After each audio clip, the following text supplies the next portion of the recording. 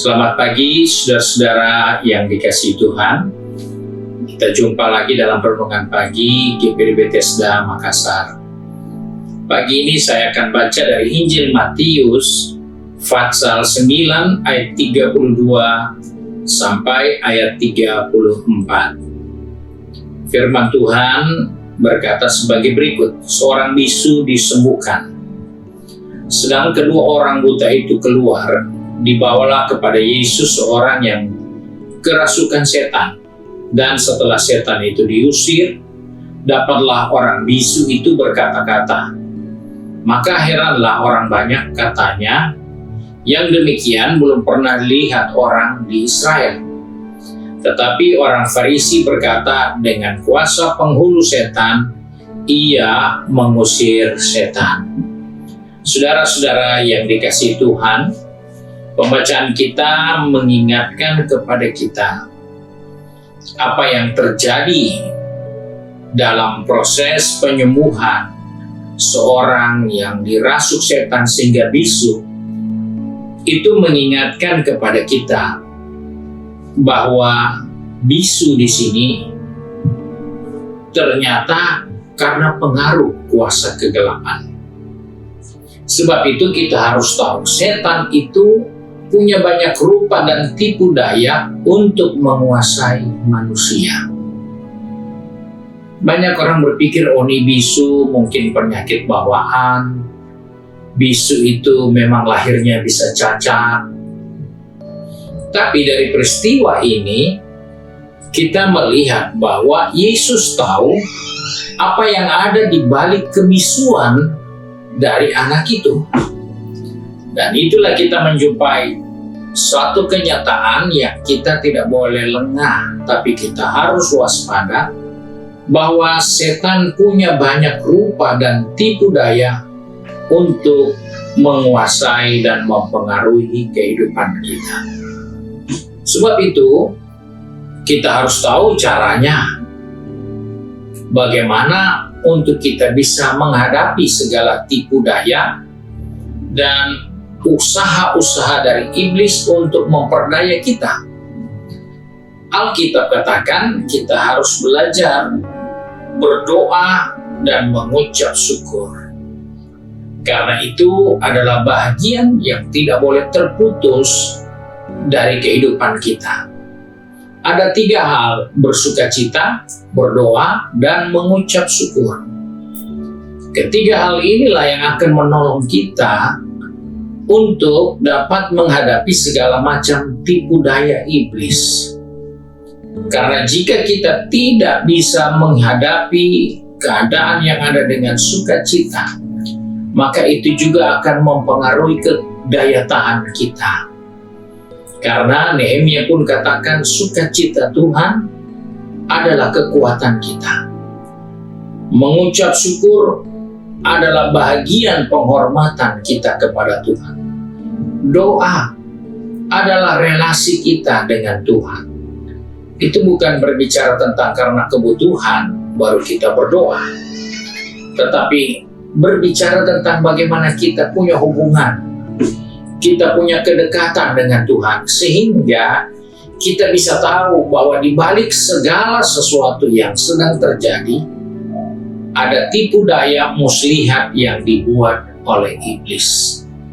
Oleh sebab itu, ketika orang bisu itu sembuh, maka orang-orang Farisi berkata bahwa Yesus itu mengusir setan dengan setan. Terus kita bisa melihat pikiran siapa yang dipengaruhi oleh setan, yang menipu pikirannya, yaitu pikiran orang-orang Farisi. Sehingga dia katakan, dengan kuasa penghulu setan, dia mengusir setan. Ini sesuatu yang terbalik.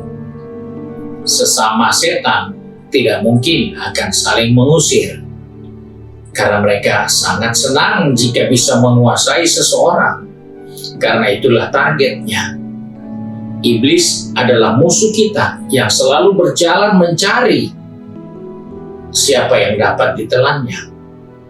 Dan oleh sebab itu kita perlu hidup dengan melihat bahwa firman Tuhan ingatkan bersukacita, berdoa, dan mengucap syukur itu 3 kekuatan yang luar biasa. Banyak orang rajin berdoa tapi kurang mengucap syukur. Banyak orang rajin berdoa tapi tidak pernah bersukacita. Ada banyak orang bersukacita tapi tidak suka berdoa, apalagi mengucap syukur. 3 hal ini harus jalan sepadan, karena ini 3 hal diungkapkan oleh Rasul Paulus sebagai nasihat terakhir.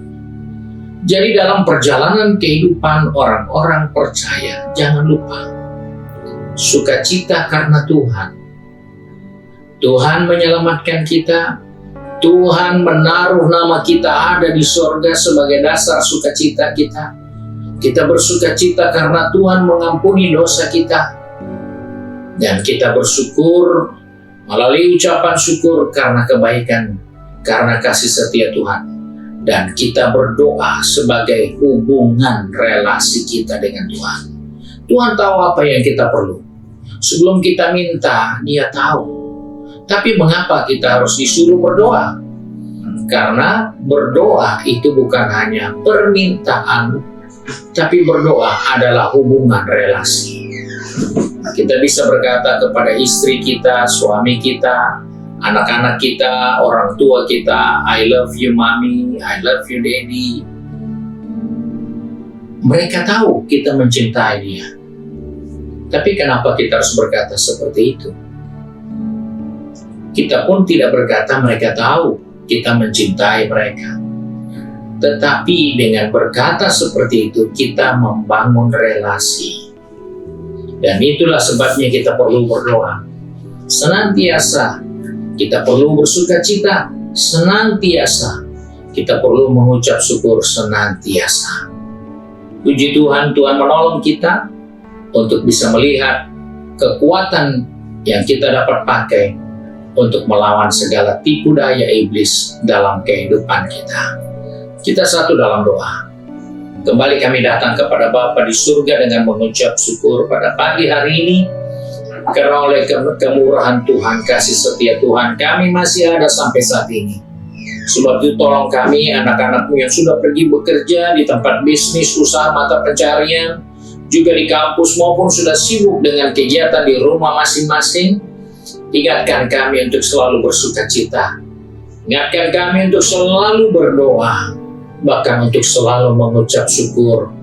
Karena di dalam 3 hal ini adalah kekuatan bagi kami untuk menghadapi segala macam semu daya iblis yang seringkali memutarbalikkan keadaan, yang menipu keberadaannya, sehingga kami terjebak dalam hal-hal yang merugikan.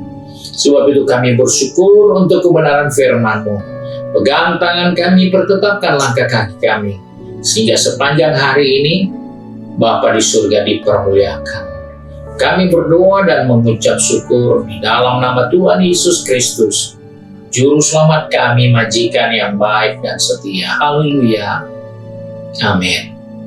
Puji Tuhan, Tuhan Yesus memberkati kita. Selamat pagi.